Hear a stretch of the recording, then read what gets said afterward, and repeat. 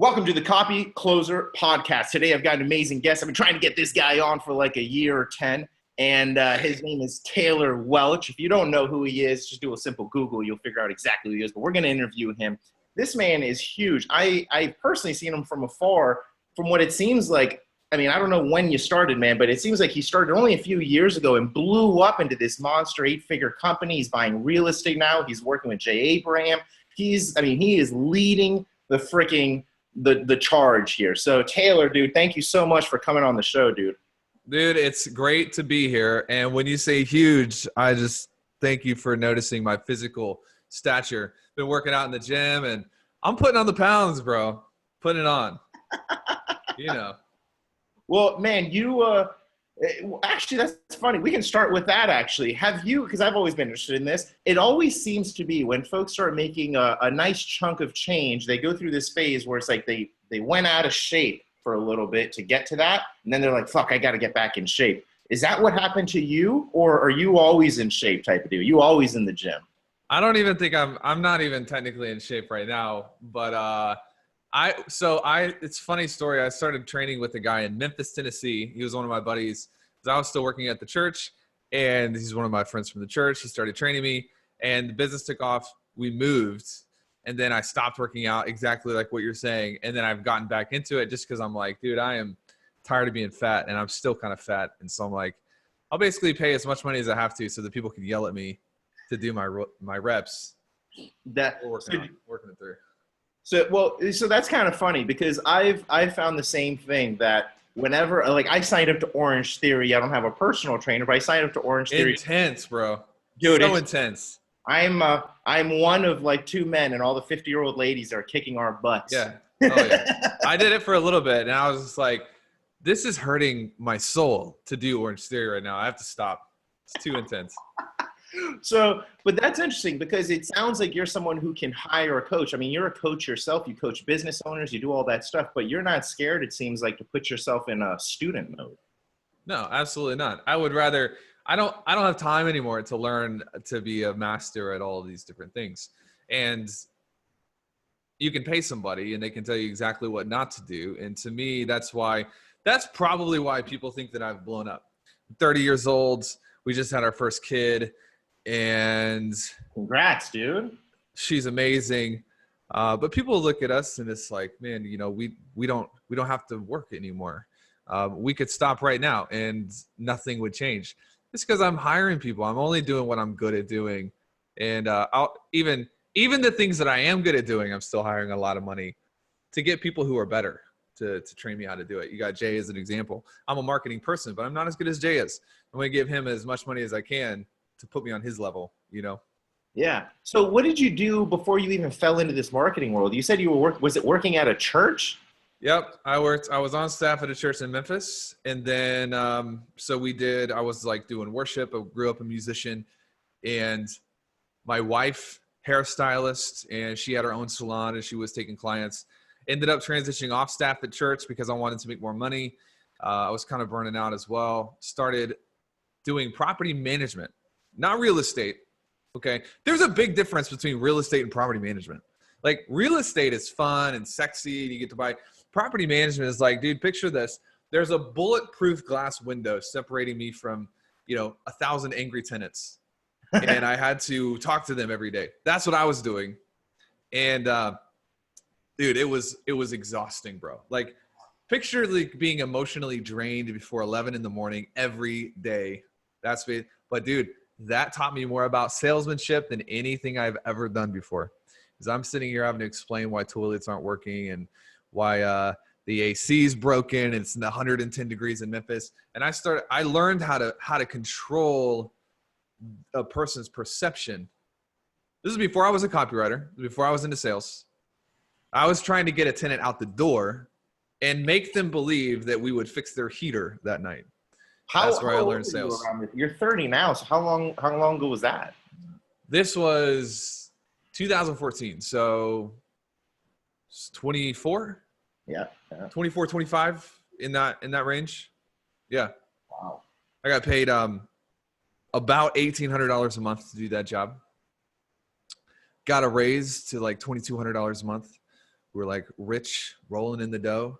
And about the time that I picked up my first book by a guy named, John Carlton, and it was The Entrepreneur's Guide to Getting Your Shit Together. You read that one?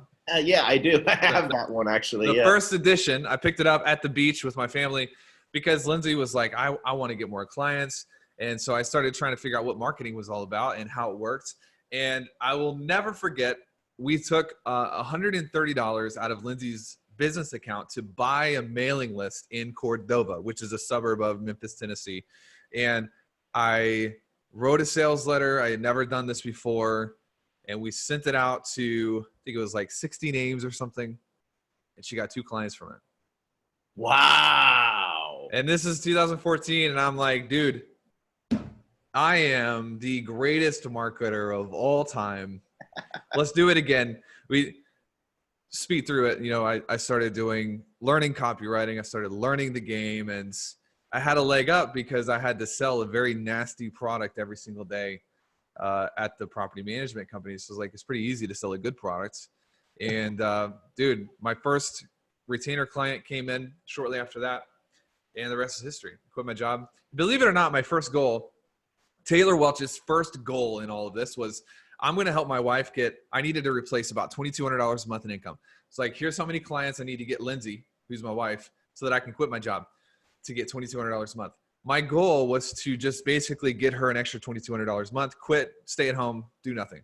That was the extent of my drive, my vision. People were like, where do you get this drive? Where do you get this? Like, I don't even know, man. Like, I didn't know what entrepreneurship was. I didn't know that you could do this. And, as soon as I exited the day job, though, I was like, let's go. Like, I'm not staying at home doing nothing. Like, let's build. And it's been 4 years and a few months, and it's going all the way, man. So you mentioned your retainer client. What was your first retainer client doing? Was it copywriting? It was copywriting and Infusionsoft. So I kind of did the same thing that every freelancer does. It's like, I can sell this, but I don't know what I'm good at. And, how do I niche myself against the competition? And so I ended up, I learned Infusionsoft. And I was also doing copy. So it's like, I'm gonna be the Infusionsoft copywriter. I'll build funnels. Got really deep into Levesque stuff, the survey funnel, back before it was, before he blew up. And so I was doing Infusionsoft for this guy who ran a blogging education business. I think the retainer was $2,500 a month, $300 more than I was getting paid at the day job. I was like, let's go. Believe it or not, the first promo that we did together bombed. He had probably 180,000 people on his list. I think, so that we were selling an affiliate for Andre Chaperon, and I think we sold like 3. 180,000 people, 3 sales. And the guy's name was Bradley. And dude, Bradley had an eye for people, and he was just like, hey, it's okay. I like your attitude. I like your spirit. I like your drive. I'm going to keep you on retainer. So I was like, this retainer is going to fall through. My work didn't produce. And we went on to create an extra couple $100,000 in revenue for him. After that, he had a good eye for people. So he saw something in me, and I don't know what it was, but he saw something in me that was like the eye of the tiger. Like you'd have to kill me for me to stop. And I didn't see it at the time, but it worked out well for him. And then, I transitioned out of service work about 8 months after I quit the day job. So you quit after you quit the copywriting thing, or after you quit your day job? The day job. Okay, cool. Yeah. So I'm interested to hear this perspective. I assume I know the answer, but a lot of copywriters, whenever they work on retainer, they've got this thing against like revising work. It's like they have an emotional attachment to the copy or something. Did you ever have that? Or because I assume you had to revise work as a retainer copywriter, right? Or no? Yeah, I had the same issues. When you put that much work into a piece of copy, it's like your child's. You're proud of it. But then, like, the philosophy here is like, it doesn't matter unless the market says it matters. And I had put together this beautiful funnel, and basically 3 people out of 180,000 said it's good. I'm like, well, that's pretty bad. So I had to learn very early that it's less about what I think is good, and it's more about what people actually pay for. Right. So you're doing this copywriting thing with this Infusionsoft copywriting thing. how long did it take you to transition from that? And was there anything else before you did traffic and funnels or anything else, or something before that? How did you transition into that? Here's my secret. I'll give everybody the secret key to the vault. Write it down. And I'll give you the secret via story. That's a true story. You want the story first, principle second, or you want the principle first, story second? That's the best way. So between August of 2014 and April of 2015, so that's what, 6 months, 8 months, something like that. My identity changed probably a dozen times. Rapid changes in how I thought. And here's how it happens. One day I made a post in a Facebook group. This was in early fall of 2014. And I offered to help people with their copy. We had already sent the letters out to help my wife's business. And I said, I can do this. I can do this for other people. I believe in my skill set. And I made a post, and it went viral in every negative way you can imagine. Like 30 minutes after I made the post, there's 100 comments on this thing. And people are like, how are you going to write copy for me when you can't even write copy for yourself? Look at this trash. Look at this kid. Is dogging me. And I had to make a decision whether I was going to leave it or delete it. And I came home and I was like, I just want to not even do this because I'm getting insulted really, really, really bad. And ended up getting one client out of it. So it worked out. What did that teach me? It taught me it's less about what people think about me and more about what's real, because the shit worked. Okay. Lesson. Log it in the books. That's not the principle. I went out. I did it 3 or 4 more times. I hired a mentor who said he could help me build a $250,000 a month year. I invested in him, gave him my Amex. Turns out it was an MLM. I won't say the name of it, but I had no idea what an MLM was at the time. Nothing against them now, but I thought I was going to get personal mentorship. He didn't respond to emails. It was bad. I went out about a month later, hired another mentor. You say, what? Why are you crazy? Yeah. If it doesn't work the first time, why would you do it again? Well, I had no grid for that lesson. People get in a car wreck, but they still drive cars. Yeah. People learn the wrong lessons inside of this entrepreneurship game because people are lazy. Anyways, that's not the lesson either. Let's keep moving on. The second person I hired was actually an Infusionsoft salesperson. Didn't get any personal mentorship with that either. So I'm racking up credit card debt. Hired my third mentor in March of 2015. My wife was going 6 months. 6 months. My wife was like, babe, I trust you, but this better work because we have 10 grand in credit card debt now and you make $1,800, $2,200 a month. Moral of the story. I believe that if you average everything out and shake things to the bottom, everybody experiences roundabouts the same amount of hardship. You may disagree with this. I don't care. At the end of your life, we're going to look at a measure of equality in what people are. People are going to get punched in the face around the same amount of times. Here's the difference is some people get hit early. Some people get hit late. Some people get hit in the middle. I would rather be the type of person that can condense down failure into a 6-month window. Get hit fast. Dude, other people are going to pay the price for the rest of their life. They're going to pay a little bit here. They're going to pay a little bit in 2020, a little bit in 2022, 2027. They're going to pay a little bit more. To hell with that, dude. I want all of it in a 6-month window as soon as possible. And the difference between me and a lot of contemporaries is I paid the same price in 6 months from August 2014 to March of 2015 that most people pay over 10 years.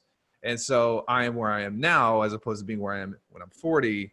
That's a big lesson because everybody here listening to the show is probably invested into a mentor that hasn't worked out. They've probably done something that hasn't. Who cares? Mm-hmm. You're going to do things that don't work out. You're going to lose a little bit of money. You're going to lose a little bit of sleep. At the end of the day, though, you're going to have to pay the same price that every successful person has. I would rather pay it early than late. That's my story. God, that's so smart, man. That's so smart. It reminds me, I came from a martial art background. So whenever I would tell my students, if you want to get good at your kick or your elbow or whatever the hell it is, you know, there's some people who will sit there and train 3 times a week and they'll drill 50 times during that week. But if you want to get good, just do it 1,000 times and do it in absolutely. Just condense it. It's not about how much time it takes, about the reps done in that much time. So that's the same thing you're doing here, but you've translated that into business. Yep. Have you always had that type of mentality or did that come from somewhere? It came from my dad when I was a kid. My dad was the VP of sales for Allstate. It was a big insurance company in America. And he would drag me around to all of these stupid seminars that I just hated. John Maxwell was there and Patrick Lencioni was there, and big leaders in the business world. And I'm 11 years old, and I'm like, this is the worst Saturday morning of my life. He said he would get me to these seminars by giving me Chick-fil-A. That was how he would lure me in. But I didn't realize that all of those things were laying a foundation. This is even translating into my view as a father with Kate and the future children that we have. Is like, I want to set a foundation for them that they may not even appreciate for many, many years. But I looked back at that, and it's like, when I was sitting listening to John Maxwell talk about random stupid stuff about leadership that didn't matter to me as an 11-year-old, there was a philosophy that got into me as a kid that began to flourish as an entrepreneur. And that philosophy is just like, investment in learning. I remember reading a book, Sometimes You Win, Sometimes You Learn. Sometimes you win, not sometimes you win, sometimes you fail, sometimes you win, sometimes you learn. It's John Maxwell, written a long time ago. And I had all these in me as a kid. And so it was almost like, when you have this fire and there's no oxygen, so the fire is just kind of like struggling along. All of a sudden it hits breeze and it explodes. That was kind of my life, from the year 2014 to 2016. There was 15 years that just came crashing down on me. And I credit a lot of that to my dad for forcing me to those seminars when I was a kid and teaching me the game, Have you told him since then, man, thank you so much for taking me? Yeah, he works for me. He runs all of our real estate operations. Yeah. That's awesome. That's another interesting story. Well, before we get there, I don't want to speed. Yeah. Let's get into how you started Travis, because we've gotten to this point now. It's 2016 roughly. You had your retainer client, all this stuff. What happens after that retainer? I picked up more retainers. Okay. I built the copywriting business by myself to about, my biggest month was about 30K. And Chris Evans, my business partner, I met him in a Facebook group with Ryan Levesque. And I had posted about a survey funnel I built. And he's like, dude, that's really cool. Because back in the day, he was doing stuff for Porterfield and Todd and a bunch of different people. And we connected. And I was like, dude, you run traffic. I build funnels. We should connect, because all my clients need traffic, and they blame, the funnel when it's really traffic, and all of your clients need funnels and they blame the traffic when it's really the funnels. And he didn't want to do it at the time. He's like, I don't even know who you are. This is like, fine. Is he more experienced than you? He was. Yeah. He had been doing this for 6 years and I'd been doing it for 4 months at that point. Yeah. So to him, he probably was like, who's this kid? Like trying to leverage all of my experience. But then a few months later, he came back and he was like, yeah, I do want to, let's do this. And at that point I was like, I don't want to partner because I don't need you. I'm doing 30 grand a month now, bro. Like, screw you. Get on my level, bro. But we eventually worked it out, and he just bought the domain, trafficandfunnels.com. He texted me and he was like, hey, this domain was available. We should call the business Traffic and Funnels. I was like, okay, sounds good to me. We took our first few clients in September of 2015. I had an email list of like 170 people. And I emailed the list and I was like, we're doing this new thing where we help people with what we're good at. Because I had a waiting list of 4 months. For copy. Wow. People were paying me $10,000 as a deposit to start working with them in 4 months. Wow. That's big. Huge. That's big. So what I'm good at is I can position, and I was building framing, and I was like I said, dude, if you can sell a tenant on the fact that it's 20 degrees tonight and their heater will be fixed before they get home, you can sell copywriting services. Like I was selling the hardest thing. Now this was easy. So I had a 4-month waiting list and I was like, let's help people with that. We didn't know what we wanted to do. And so we took 3 clients at the end of September 2015. I think we made like 9 grand and we paid ourselves nothing. We paid ourselves, we were doing over $150,000 a month in revenue. We were still paying ourselves $3 grand a month. Wow. Yeah. That's commitment right there. Building the reserves. We wanted to build a real business, not this internet marketing flash in the pan. And we built up reserves really quickly, but it allowed us to make what people will call risky experiments. We had a margin built into the entire company so that when Chris was like, hey, and Chris is a wizard, he just comes up with stuff, and most of the names that we have and most of the brands that we have is him coming out of a dark room with a sheet of paper like the back of a napkin, and here's the business plan. And so when he was like, hey, this thing might work with traffic, but I don't know, we could test it and figure it out. We weren't going to go bankrupt, you know? Right. Wow. So you guys were stacking money. At what point did you say, and I'm sure you obviously still stack money, but at what point did you say, okay, now we've got enough to start deploying and fucking using this as like ammo? About $1 million. $1 million in saved income. Yeah. Or saved money. Yeah. Dude, I love it. And how long did that take you guys to do? Just under 2 years. That's really good, man. Most people can't even save $1 million because they have to pay the IRS. Yeah. You guys are doing something. So what I like about this is you mentioned it already, and it's what I was already thinking. You guys don't, you're doing internet marketing tactics and stuff, but you guys aren't really internet marketers. I look at you guys as actual business people, actual entrepreneurs. You've got a staff, you've got an office, which automatically separates you than most people, right? So there's a lot of stuff. Have you always had that in the back of your head? Like, I want to build a real team, a real business, something, or did this just kind of happen? A little bit of both. I think it's a little bit of both. Like my family, and he wouldn't mind me telling you this, but they had to declare bankruptcy in 2008. Like a lot of families did.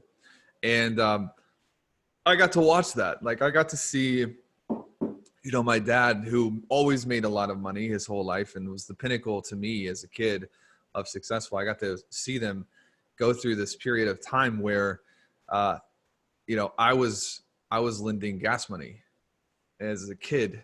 And so there was some of that ingrained in me, not from a fear perspective, but just like, I don't want to go through that. It doesn't matter how much money I have now. Like I want to be in a position where I'm kind of protected. Another thing is because of the people I've chosen to study. In fact, I just finished a sales letter for a brain trust next year. We're doing with Jay Abraham, and Joe Schrieffer's coming out, and some other people that we're putting together.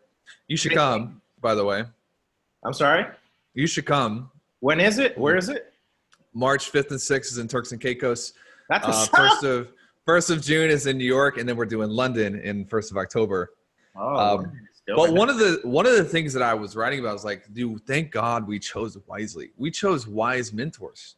We have counselors that, dude, I've studied the people who lost everything in 2008. And one of the things is just they get over leveraged and overconfident. There's this thing called victory disease. If you study, it's a military term. And victory disease? Napoleon lost at Waterloo because of victory disease. He was overconfident. And the United States military actually has a lot of training on this. One of the worst things you can do as a business owner is you have a period of success and then you believe that success is because of you. And everything you touch is, Midas, and everything turns to gold. And what it causes brilliant men and women to overextend, and they don't respect the market. They don't respect the seasons. They don't respect natural cycles like gravity. So we are going to correct probably 2020, maybe 2021. And so I'm very respectful of that. I'm respectful of the fact that I'm not entitled to anybody being a client of ours just because we've had past success. There's this good old fashioned gritty philosophy built into how we run things. And the number one thing I'm concerned about is, because I feel so wise and all powerful, making bad decisions and losing everything. So I'm staying away from that with everything I can, Well, that's what makes you wise. The fact that you're able to hire mentors. I mean, it is, I think, a little secret in itself to be able to put yourself, like if you've been winning for a long time, it's hard sometimes to be like, all right, let me put myself in student mode and go to something else and plug in. Yes. And I think that's something a lot of successful people have the ability to do. I mean, a good friend of mine, Anthony, has made 9 figures and taken home a lot of that. And he's not somebody who's afraid, like he's okay with being a student. Like he knows his shit, like he can talk it, but if he goes into a room, he's not the one first throwing out all the gold. He's trying to That's it. dissect what's everybody saying. What are they That's it. doing? It's really We sit down with Jay in Paris, and this is a guy with $22 billion in verified sales behind his name. You know, good marketers are like, you know, Vince Vega's over $1 billion, $22 billion. And we're sitting down at a restaurant and he's asking us questions. It's like, this is one of the biggest things I've learned from Jay is, you know, he is curious about everything. He wants to know about everything. He's still asking questions. He's written all the books on marketing. He's done all the presentation. People revere him all over the world. And he wants to know about a 30-year-old who's been in business for less than 5 years. That's a secret, bro. I want to be that way when I'm old. I want to be that way for the rest of my life where, you know, I'm less interested in what can I teach you, and I'm more interested in like, what can I learn from you? yeah. I used to think that I could only learn from people who made more money than me. And I've since realized that actually is a bad deal, because the more money you make, the fewer people you can learn from. And eventually you get to the top and there's nobody you can learn from. And so now I'm like, man, there's an area of your life that you can teach me. It may not be money, but it may be family. It may be how you respect people.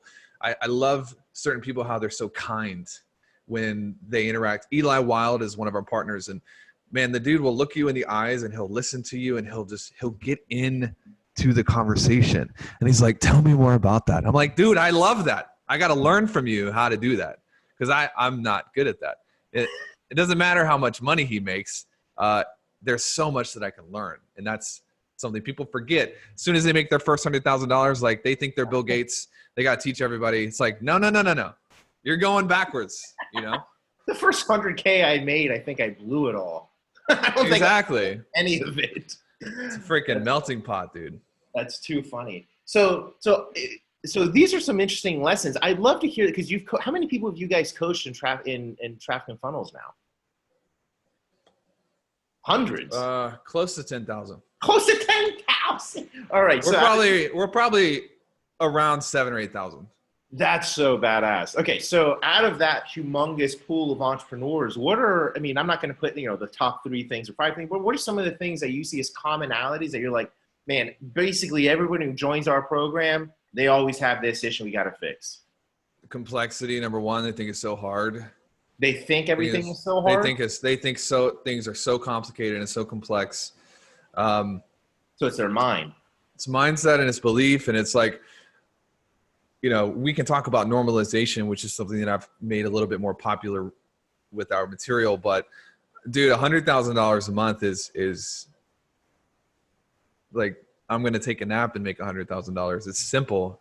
It's not very complicated. And people want to do bots and they want to do advanced AI and all these pixel stuff. It's like, look, we have to remind people all the time when they come in, if you want to make $3.5 billion a year, we don't know how to do that. You're going to have to go hire someone else. If you want to make $2.5 million a year, you can do that working 15, 20 hours a week if you focus on the right things. There's so much noise built into people's schedule. And you probably see this all the time with your clients, where it's like, if you would just sit down and talk to prospects, you would make more money.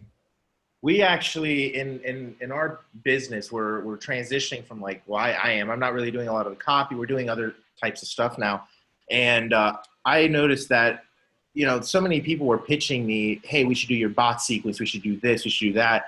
And it sounds so funny, but we were able to make low 6-figure months doing solo ad. If you're familiar with cheapo solo, a calendar, straight to a calendar. So you talk to about 15, 20 people before you close someone because they're just shitty leads. But if you need to get some money in and Facebook ad is shutting you down, this is shutting you down, all these problems that I've had, dude, you got to still go. Keep it simple. I'm like, I think deals. Like, get the prospect on the phone, do the numbers. We have financing. We have all these cool ways to close them. We just got to get them on the fucking phone. We can do all that nurturing stuff afterwards, right? It's deep, dude. It's deep. People grow up with it in culture. You've heard this phrase, hard-earned money? Yes. Or money doesn't grow on trees. It's like, people sometimes will be like, my market's not big enough. And it's like, oh, what do you do? And it's like, I help people who want to have children conceive. It's like, are you crazy? You know, in America, there's 340 million people, and probably 100 million of them are, you know, interested in this at some point. 2.4 billion people on Facebook. That means they have internet access. It's like people don't understand how big the world is, how much money there is. There's over $1 trillion a day that changes hands in New York City. Wow, I didn't know that. $1 trillion. That's insane. And it's just like, if you can't get a piece of that, something's wrong. It's not something wrong with the market. It's something wrong with you. Like, it's all mental, you know? Yeah. Okay, so I've got some stuff here for some notes, but you mentioned something I want to go back to, which was normalization. So I've been trying to wrap my head around making 100K a month completely normal, because now it's a relatively new concept for us. So I don't need it to be new. I need that shit to be like, why are we not doing this, right? So are there any tricks or anything that you do to normalize these things other than obviously continuously hitting it over and over again? Yeah, like morning formula, which I'm not sure if you've seen us talk about that. I haven't. Love to know more. Let me get with me after, and I'll send you the link to this training, and you can send it to the tribe. But every morning there's a document. I don't know how your personality is, but I'm all over the place. Chris is very steady. He's about the same on Sunday as he is on Tuesday. I'm a wildly different person. I usually wake up in a bad mood, and really? I'm a bit ADD, and I'm just, something easy can trigger me, and you know, people have no idea. So I created this tool called the morning formula, because I'm like, I'm just, one day I'm driven, and the next day I like want to go sit down at Starbucks all day and read Lord of the Rings. Like, I got to figure this out, you know? And so the morning formula is basically my tool where I read the version of the person that I am aspiring to become. And right now, the version of myself, I'm at $50 million in net worth, and I'm paying myself $15 million a year, and all of these things that aren't true yet, but they're becoming true. And I've got to learn, I've had to learn over the time to write them down. It's in a Google Doc, and I read it every day, and I'm making decisions from the position of already being there. Because if people could, it sounds a little woo, but it's true. If people could go out to the version of the person that thinks the way that they need to think to have the things you want to have, it makes the whole process simpler. And everybody's focused on 100 million. Everybody's focused on 100 grand a month. But you know, if you made 100 grand a month and it was normal, what would you think? How would you decide? Like, how would you behave? What would your attitude be? Those are the things that you need to actually pull into now, because they precede the income. They precede the houses. They precede the watches and the cars and the clients. And so that's one tool. Normalization is the process of taking something that used to be exceptional and making it normal.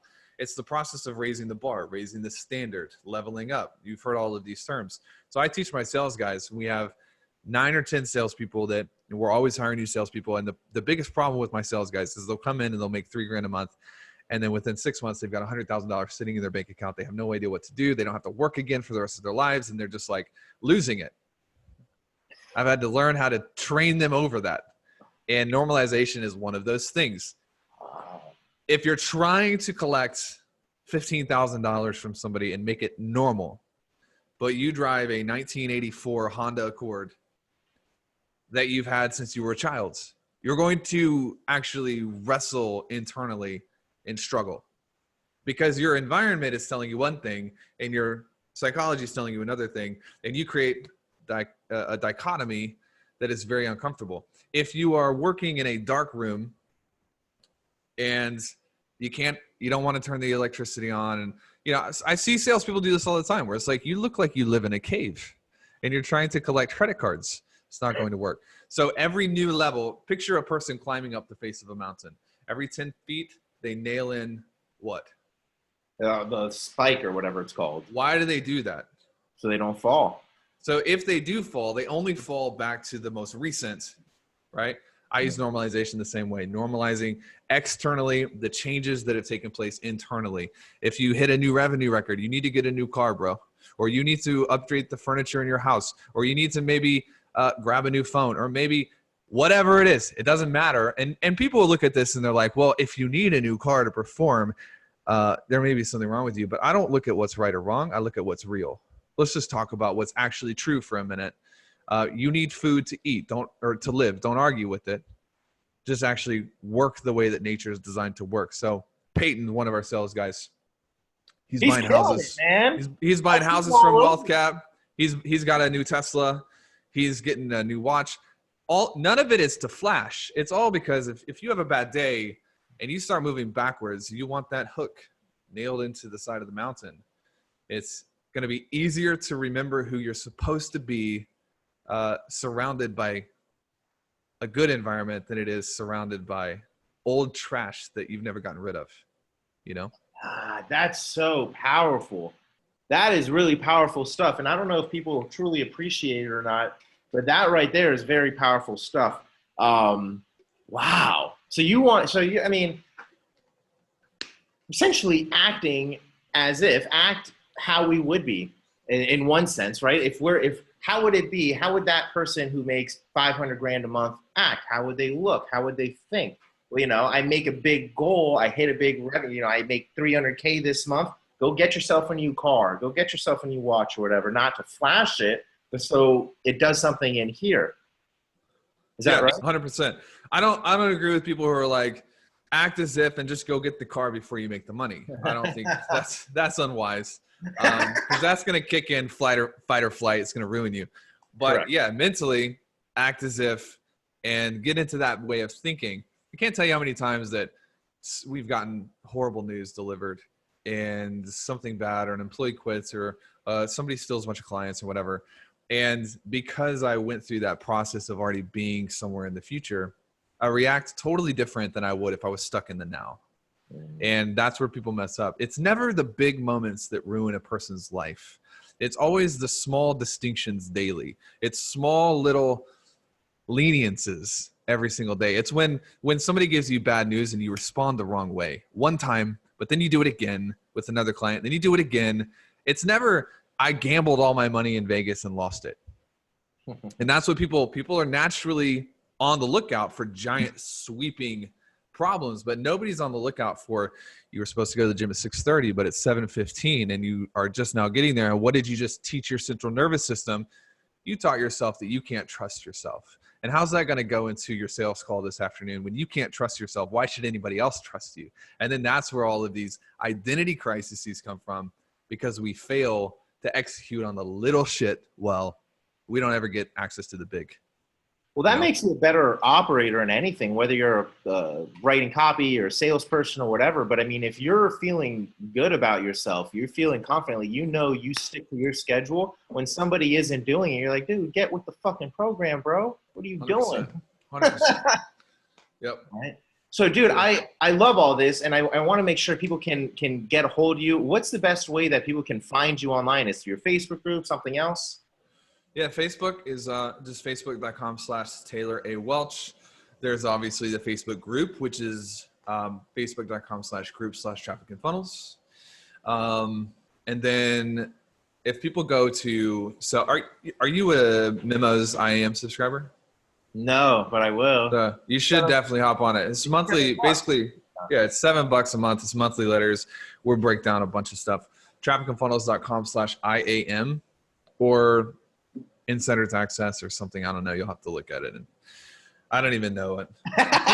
I don't know what goes on inside of Traffic and Funnels anymore. I'm just buying real estate. That's right, dude. Oh, we'll have to do another podcast in another 10 years about that half. That's so cool. There you go. So, dude, thank you so much, guys. If you're interested in anything he just said, which I'm sure you are, go make sure you follow him. Join the Traffic and Funnels Facebook group. Add him on Facebook, Taylor Welch. Get on the phone with his team. See how you can enroll in his programs, because he's got thousands of people in it, and he has thousands of testimonials that I've seen all over Facebook from people loving his stuff. So check him out, guys. Check it out. Traffic and Funnels, Taylor Welch. Dude, thank you so much for coming on the show. See you, man.